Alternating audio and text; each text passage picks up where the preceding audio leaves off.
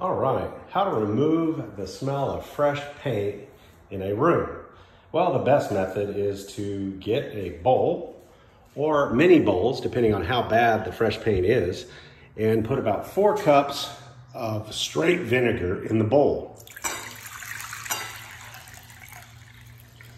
Okay, and you'll let it sit in the middle of the room if you have more than one bowl available, and you can put a bowl in each corner. That would be really great. The second thing you need to do is have a fan.